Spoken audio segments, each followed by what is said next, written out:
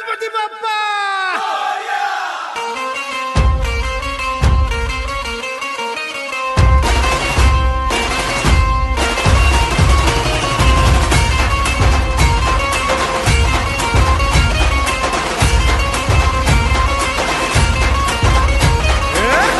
नमन करुणी वंदन इडा मांडून इडा देवाला इडा गावाला इडा पाटलाला इडा मंडळीला